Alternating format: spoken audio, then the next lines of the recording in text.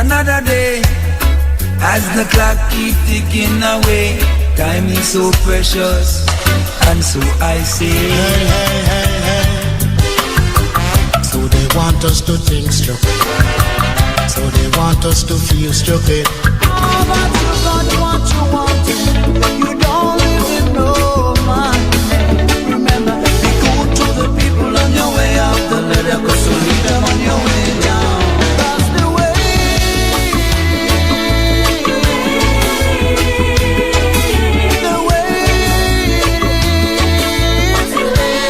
Came to me in that hour of need, when I was so lost, so lonely.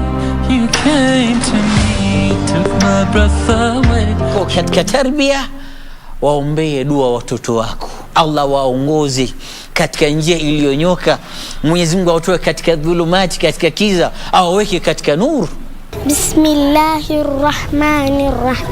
Qul a'udhu birabbin nas. Mja anapaswa kuwa na ikhlas na kumtegemea Allah subhanahu wa ta'ala, na pia tunapaswa kuwa na utiifu kwa wazazi wetu. Showed me the right way, the way to lead.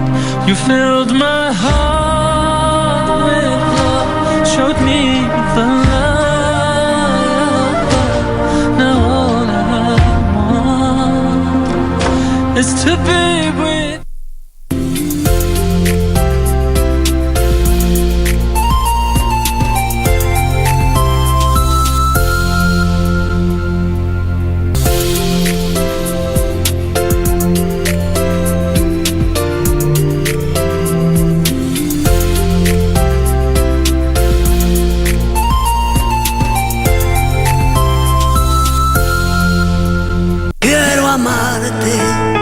De una forma diferente, de otro modo. If Flavia loves you, you have my blessings. Thank you, Daddy. Eloisa, I want to be with you until the very last moment of my life. Bravo! This year, the winner by a clear margin is this young man, Lucio Montesinos. Bravo! I won! I will love you, always. Always. Quiero amarte de una forma diferente, de otro modo, nunca igual al de otra gente. Respetando tus espacios, aceptando tú los míos.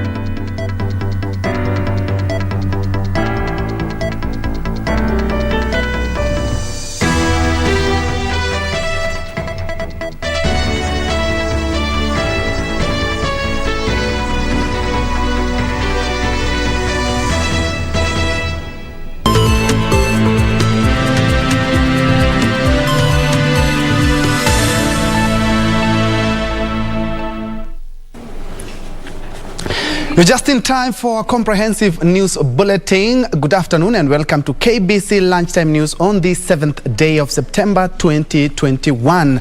Anwangeshi will be our sign language interpreter. My name is Njue. Remember, you can be part of this conversation via our social media platform already. I can see some people already tuned in on Facebook. Well, straight to the news. Police in Busia are on a trail of a murder suspect who escaped from the Busia police cells. The 29-year-old Wilson Simiyu Situma was arrested in Trans Nzoia County 2 weeks ago while in possession of an AK-47 rifle and 2 rounds of ammunition. He was placed in custody over an alleged murder offense. Busia Deputy County Commissioner Kipchumba Ruto said the suspect had been sent to fetch water but scaled up the wall of the station and jumped over perimeter fence and eventually escaped. Polisi ambaye alikuwa anachunga hawa wakati ambapo walitolewa kwenda kuchukua maji yapata mita 10 from hiyo seli yao, alijaribu kumshika yeye, ikawa ni ngumu, akapiga risasi 4 lakini aliweza kuponyoka. Simiyu is believed to be behind the killing of a businessman Alfred Obayo, the owner of Texas Hotel, who was found dead on the 22nd of February this year. Simiyu was to be arraigned in Busia locals today, and Ruto further called upon residents to be on the lookout. Watu wa eneo la Busia wao waangalifu, na wakipata huyu criminal ni sharti wapike ripoti kwa kituo cha polisi ama ofisi ya chief.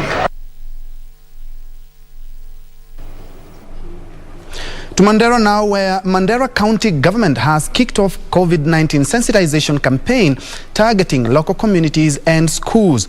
Through the Department of Health and County Government, the county government is issuing face masks and other protective materials to wananchi. Speaking during the sensitization campaign in Mandera East, the county's health public officer Yusuf Shaban said the move is to prevent students from getting infected with the virus. He went ahead to encourage teachers to work hard and prevent new infections by taking the COVID-19 immunization jab, as it will make them resistant to infections.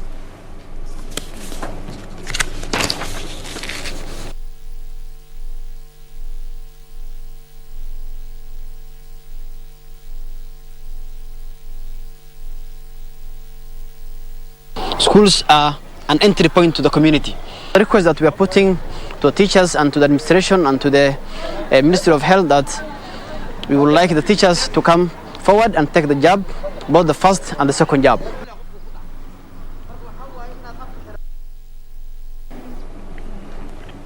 And still keeping on with the health matters, health workers in Siaya have downed their tools over delayed salaries and non-remittance of statutory deductions by the county government.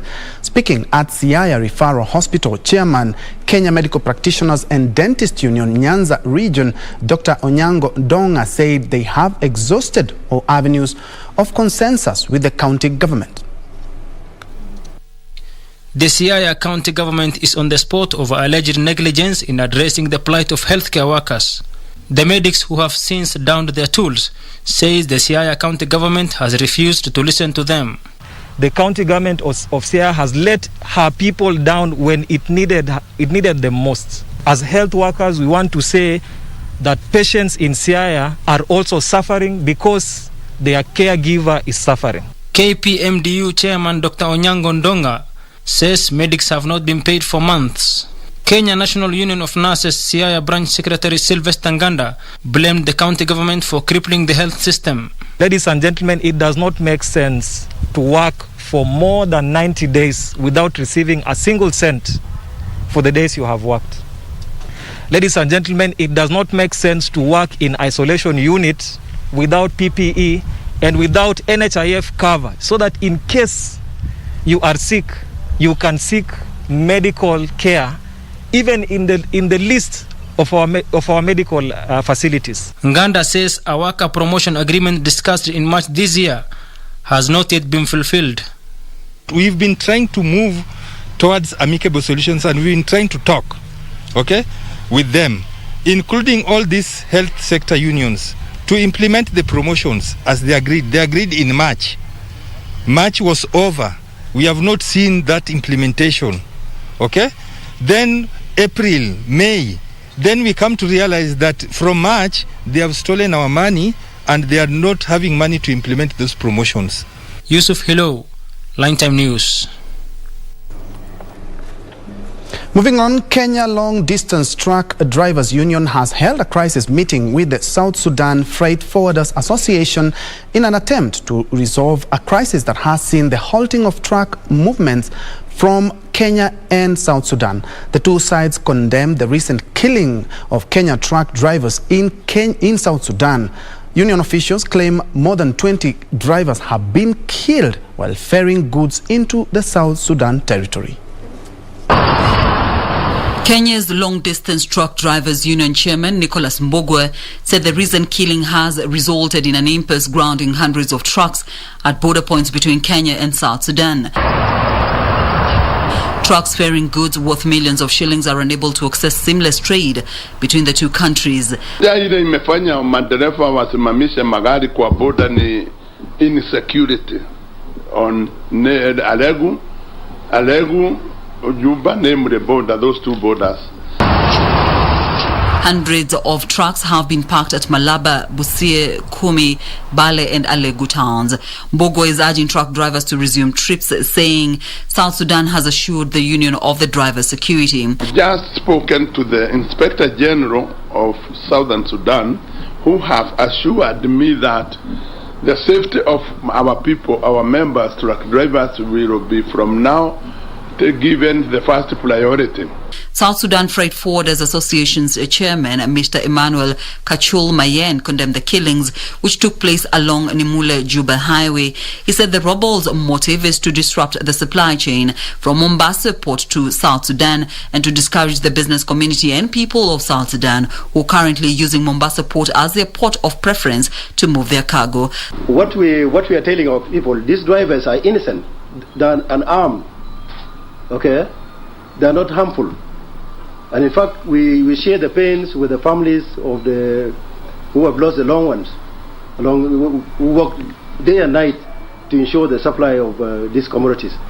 The government of South Sudan has committed to protect the Kenyan drivers in their territory, urging them to resume operations. Caroline Kamau for Lunchtime News. Let's now shift focus to politics now, where Murang'a Senator Irungu Kang'ata has accused a section of Jubilee Party MPs in Mount Kenya of sponsoring violence in events organized by Deputy President William Ruto. Referencing Sunday's disruption of a planned church service in Kieni, Kang'ata called on police to take tough action on those involved. This even as a section of the clergy in Kiambu continued to urge politicians to keep politics off the pulpit. On Sunday, Deputy President William Ruto's motorcade was blocked by rowdy youth in Kieni constituency, Nyeri County, drawing condemnation from his allies. Murang'a County Senator Irungu Kang'ata blaming the incident on some Jubilee MPs, whom he accuses of planning the violence so as to paint the Deputy President in bad light. Sisi wandani wa Deputy President tumekuwa tukifanya campaigns ambazo hazina vita. Tumekuwa tukiwachilia Raila Odinga kuja katika ngome zetu, hatutumi vijana, kwani sisi ni watu wa kanisa na tunaamini na peace. Kang'ata wants the police to take stern action against those involved in Sunday's incident, claiming the Ruto allied MPs were slowly getting fed up with the rampant disruption of their meetings.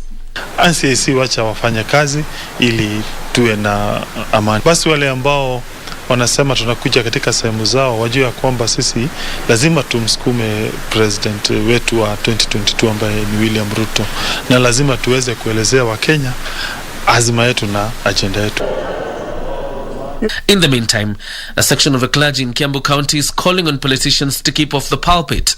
Tuwe na kujari, corona inaongezeka sana wakati umati mwingi wa watu unakuja kusongomana katika makanisa. Wacha siasa ipigwe lakini isipigiwe kwenye nyumba ya Bwana. The clergy say political propaganda has divided the church. Wachungaji wengi wamekuwa so much political. Tungetaka kuuliza kanisa, tungetaka kuuliza wanasiasa waache kupiganisha watu wa kanisa na wasitumie kanisa kama chombo cha kueneza ajenda zao za kisiasa.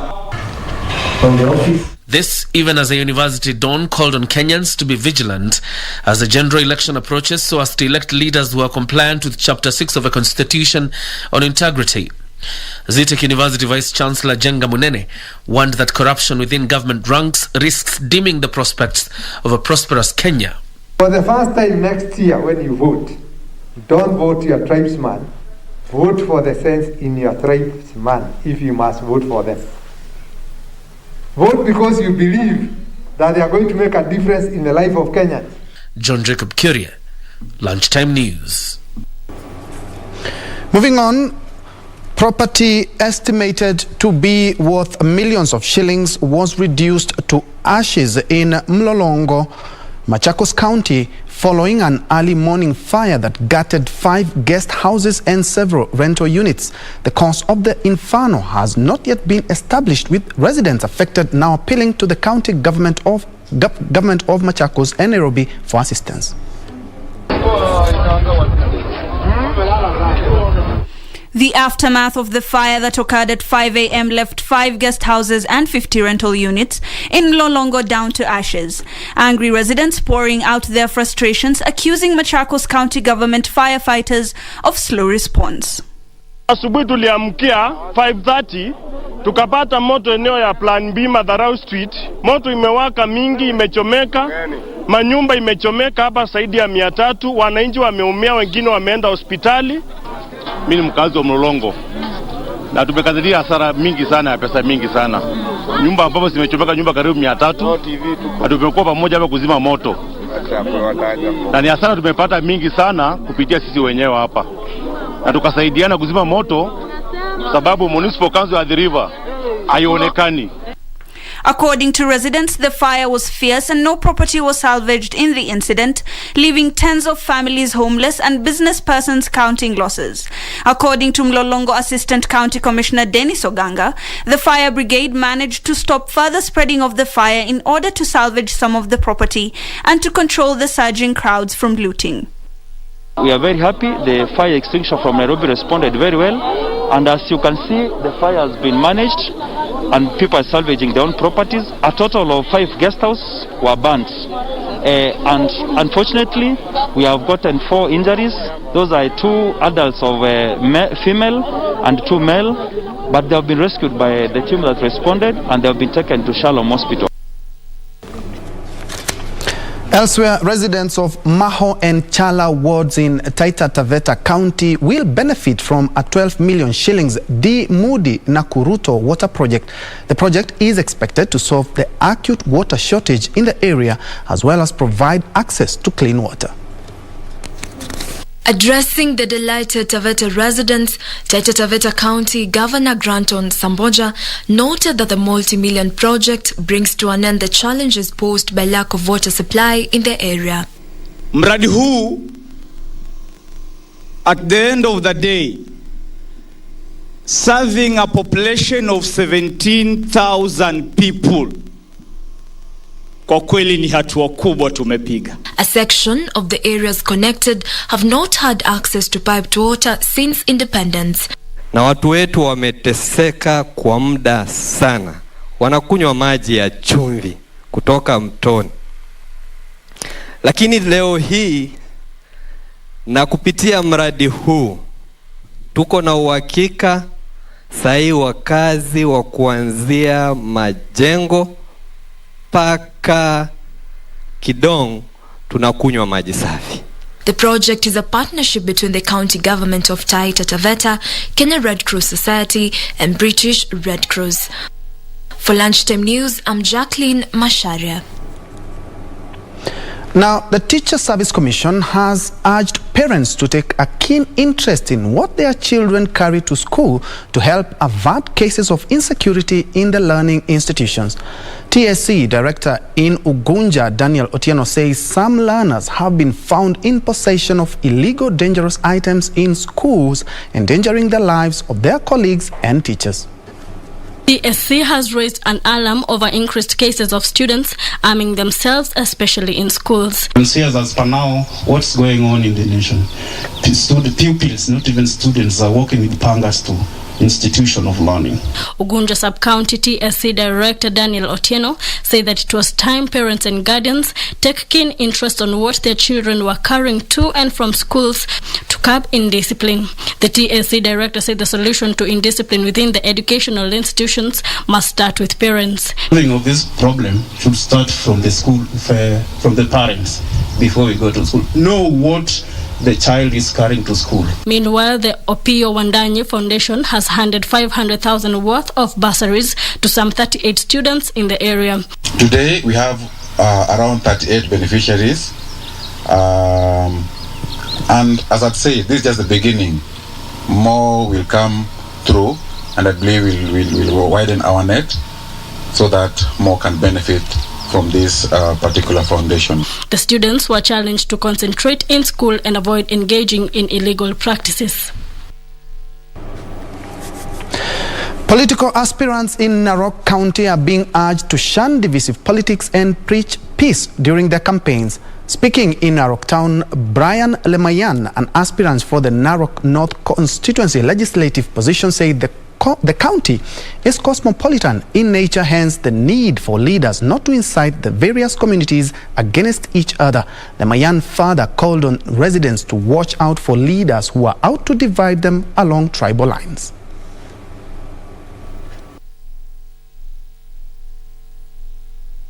And it's high time, wanasiasa, kila mahali munaenda, munafaa kuhubiri amani.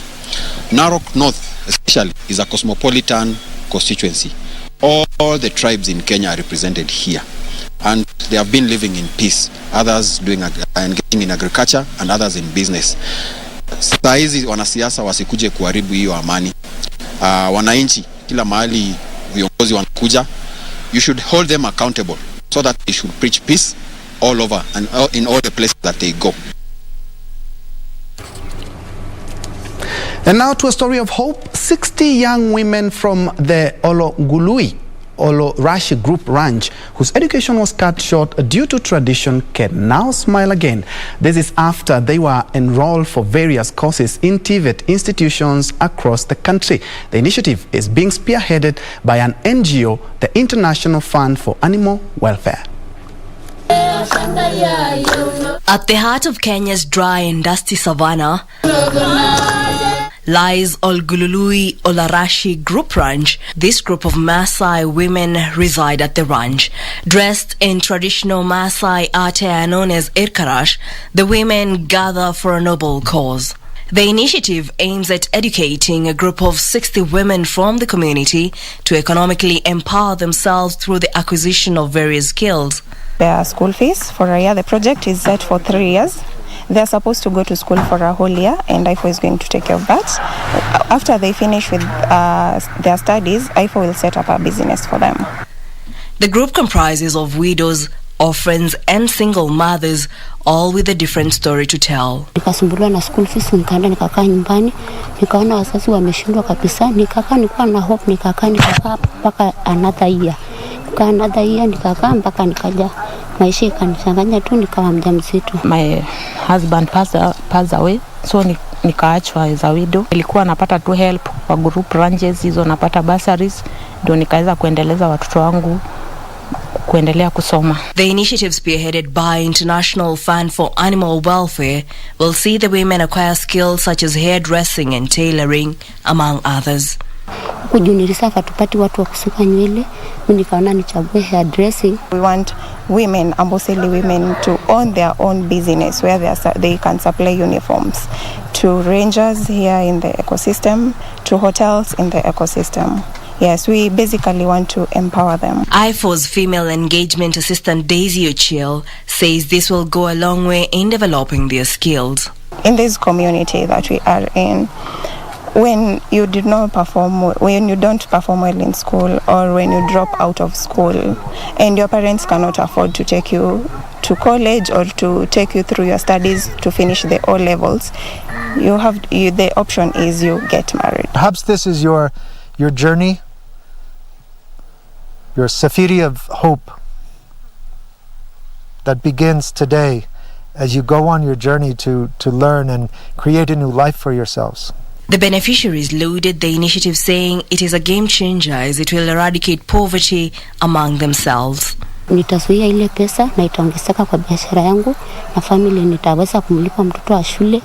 At least nitapata ile knowledge ambayo itanisaidia kufungua kazi yenye naweza saidia naye watoto wangu. Soma nitakuwa na ile knowledge yenye itanisaidia ku manage your business ama kuendeleza kibiashara hivyo. Reporting for Lunchtime News, I'm Jackie Wambiru.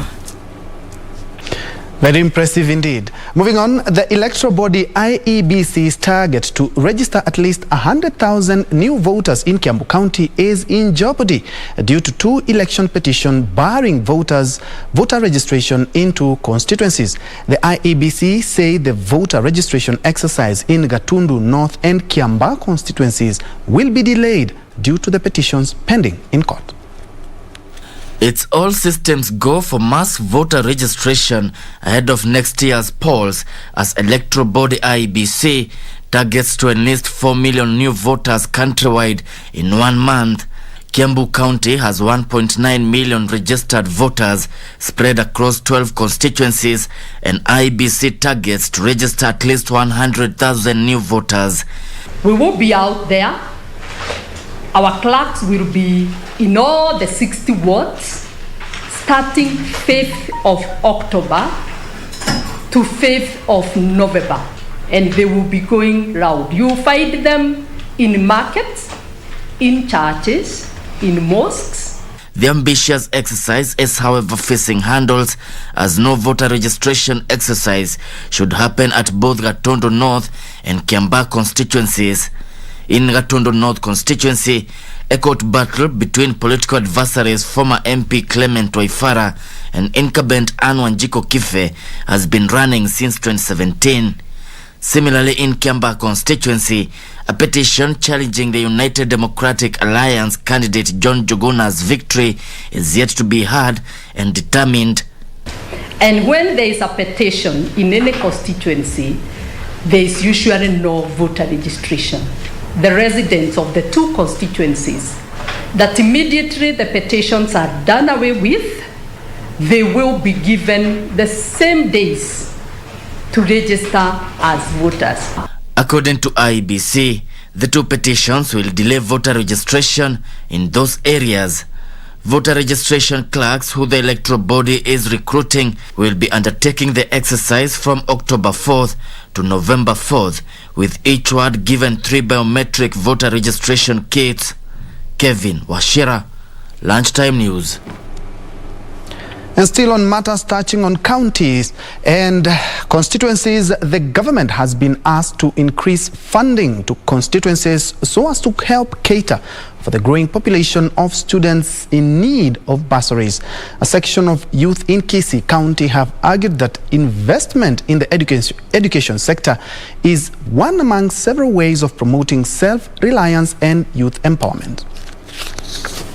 The government to relook at the budgetary system in such a manner that they're able to provide specific funds, even up to 600 million, for purposes of sponsoring kids that have done well and are going to higher institutions of learning.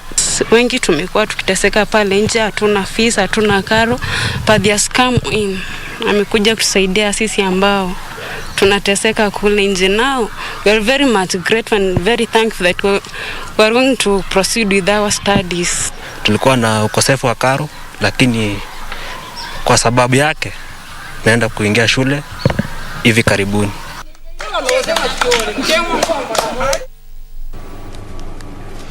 Further afield, American actor Michael K. Williams, best known for starring in HBO drama series The Wire, has been found dead in his New York apartment. Williams is best known for the role he played in The Wire. He was also known for playing Albert Chalky White, a powerful gangster in the in the Prohibition period TV series Boardwalk Empire.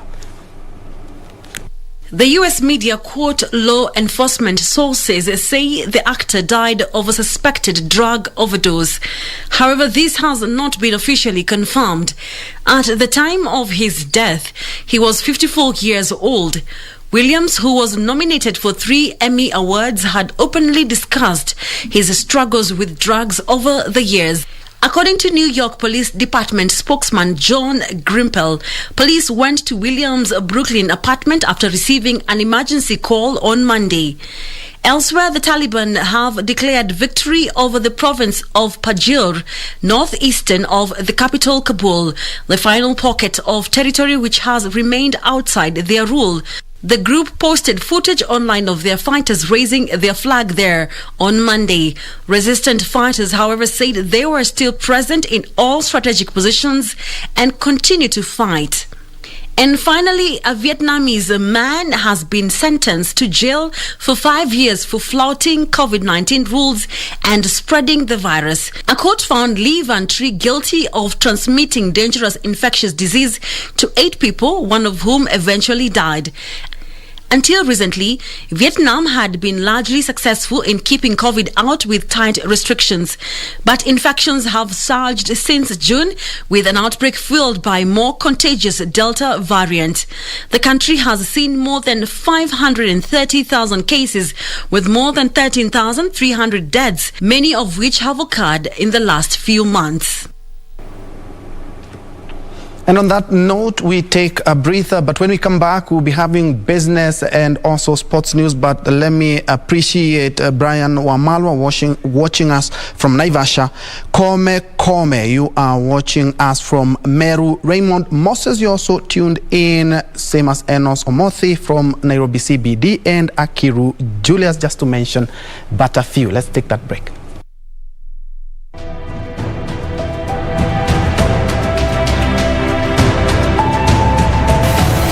Ambayo mnaiona hapa ndio inayomleta rais wa Uganda Dr. Obote hapa katika uwanja wa ndege wa Nairobi. Na hapo sasa rais wa Uganda Dr. Obote anateremka kutoka kwenye ndege hiyo na analakiwa na baba taifa mzee Jomo Kenyatta kama vile mnavyowaona pale mbele kwenye ndege hiyo.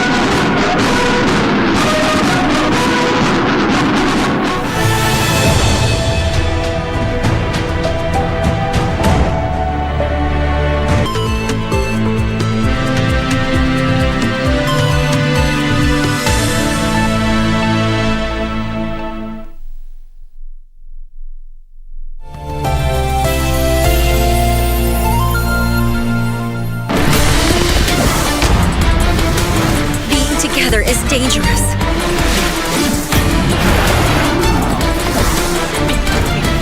He is my father's enemy. Over my dead body.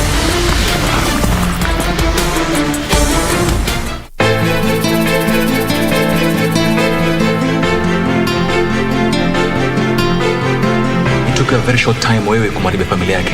So jambo la kununua nyumba is not a big deal for him. I'm not up for your stupid silly games, wakili. Kwani ni mtoto wangu? Hata akaenda nyumba za wazee mimi sijali, ama wewe wajali? Ameenda kwa boyfriend yake. Huu wazimu wa nyumba umemchokesha. Hawa watu ukiwapatia nafasi watakupanda kichwani na mambo yako yote yataharibika.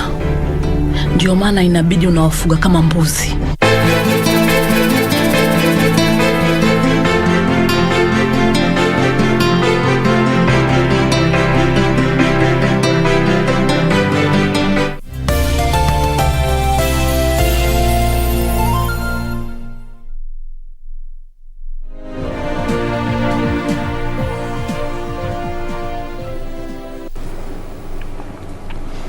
Welcome back and thanks for keeping it KBC Lunchtime News. Moving on now to business, where the county government of Nairobi, in collaboration with the private sector and the United Nations, have rolled out a pilot program that will see the use of digital billboards set up along key roads to bring real-time air pollution data and control traffic.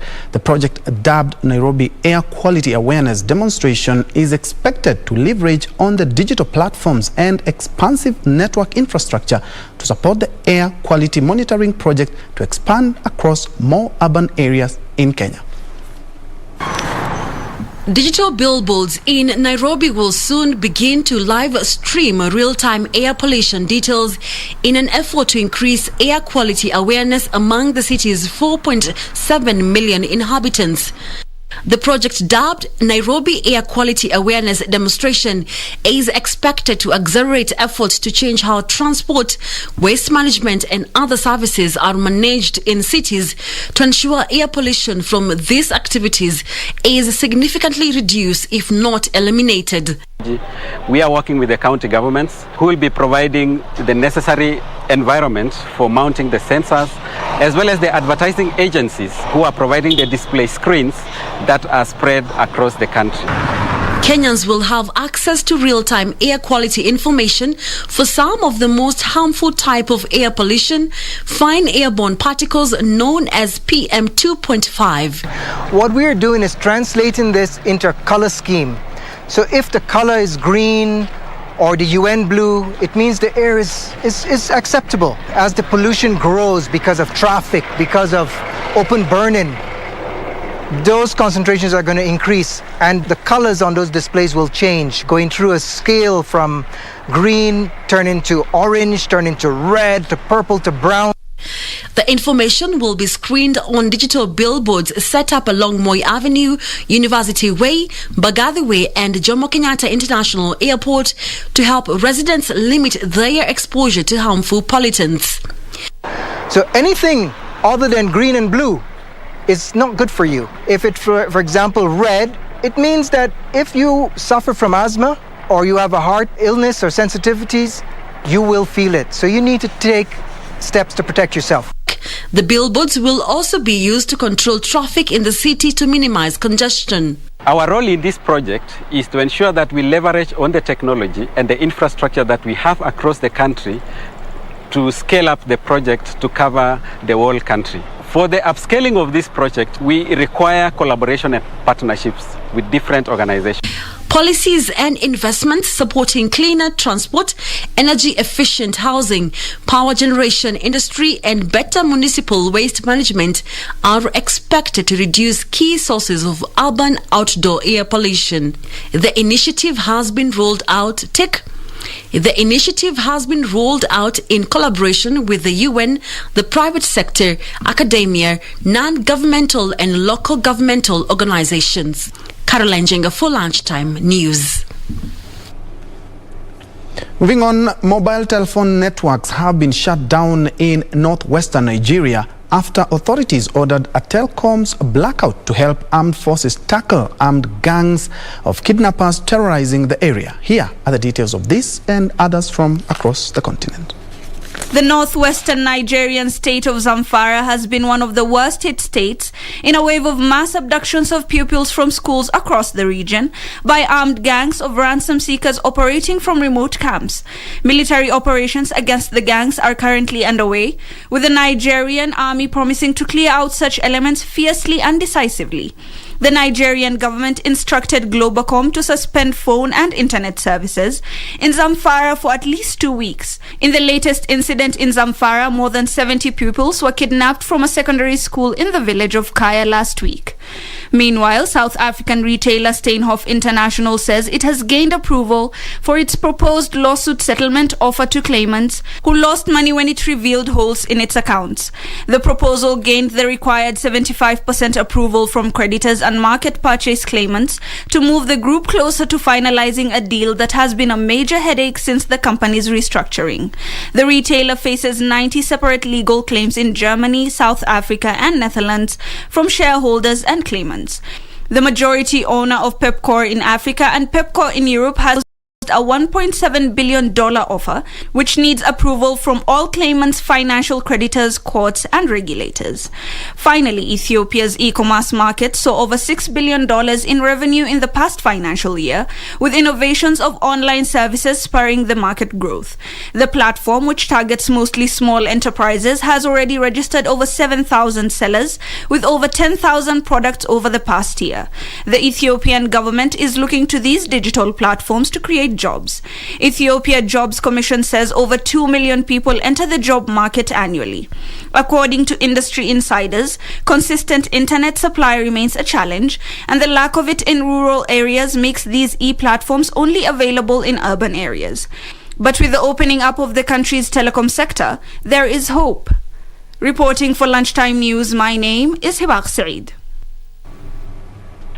Further afield, New Zealand, which has successfully contained the spread of COVID-19 by enforcing strict border control regulations, plans to reopen its borders next year amid a labor shortage. The framework for reopening borders unveiled by Prime Minister Jacinda Ardern seeks to move to an individualized, risk-based model for quarantine-free travel. This and other stories from across the globe. New Zealand, which has tightened border control since March 2020 and banned foreigners as well as non-residents from entering New Zealand, has 44 COVID-19 active cases now. However, New Zealand's success in suppressing the coronavirus appears to be based on the closure of borders, which also resulted in a labor shortage in all walks of life. The hospitality industry bore the brunt in the crisis. Brett Sweetman, general manager of a luxury hotel in the capital, Auckland, said that he has 230 employees now, but he needs 50 more to operate it. The operation of the 195-room hotel has been put under a lot of pressure from rising costs due to labor shortages. Meanwhile, Toyota Motor Corp says it expects to spend more than $13.5 billion by 2030 to develop batteries and its battery supply system. The world's largest automaker by volume uses a range of battery types in its vehicles and is also considered the frontrunner to mass-produce solid-state batteries. This is considered as a potential game changer for automakers because they are more energy-dense, charge faster, and are less prone to catching fire. However, the company is still struggling with the short service life of these cells. Finally, a court in China has dropped a case against a former Alibaba employee accused of sexual assault. The district court says the forcible indecency committed by the man, identified as Wang, was not a crime. The employee was arrested last month after a female employee of Alibaba said she was sexually assaulted on a business trip. Her allegations were shared widely on Chinese social media. Police in the city of Jinan, where the incident took place, says the investigation was closed but that Wang will remain under detention for 15 days as punishment.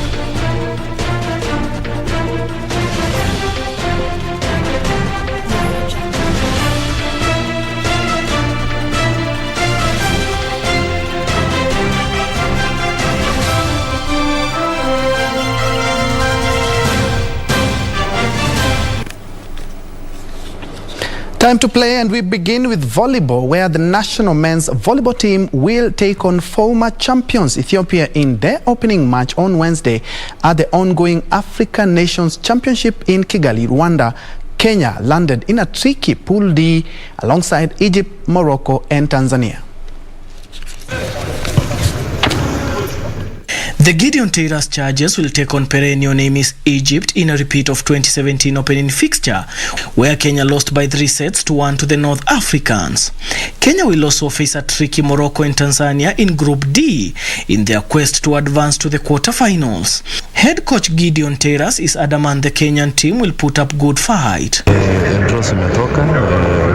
of death, lakini tutafanya vile tutaweza. Najua Waarabu ni timu mbili wako wazuri kwetu, lakini tutafanya vile tutaweza mpaka tuangushe hata moja ndio tukoleba kwenda quarters. Defending champions Tunisia are drawn in Pool B alongside Nigeria, South Sudan and Ethiopia. The African National Championship, which runs until September 16th, has attracted 16 nations. Daniel Mwendwa, Sports. And in soccer, Tottenham duo of Giovanni Lo Celso and Christian Romero are set to be fined by the club after linking up with the Argentina national squad without permission. The two were involved in shocking scenes whilst on international duty as health officials entered the pitch during a World Cup qualifier against Brazil in Sao Paulo, with the match eventually being suspended. The Tottenham Hotspur duo of Lo Celso and Romero are expected to be disciplined for making the trip to South America with Argentina for games against Venezuela and Brazil against the club's wishes, with both players expected to receive hefty fines. Lo Celso and Romero are planning on flying to Croatia, along with Aston Villa's Emiliano Martinez and Emiliano Buendia, following the controversial suspension of Argentina's World Cup qualifying Brazil to avoid having to quarantine. The four Argentine Premier League-based players were accused of not following strict COVID protocols upon entering Brazil. Crucially, Buendia and Martinez have both followed the agreement set out with Villa before they left for the international break, and there is no suggestion that they've done anything wrong, but the same cannot be said for the Tottenham duo. The four players will miss Argentina's third game against Bolivia in the early hours of Friday morning. A trip straight back to the UK from South America would have meant 10 days in government hotel quarantine, but stopping off for that period in a green list country means they can train and then travel back to the UK without quarantine.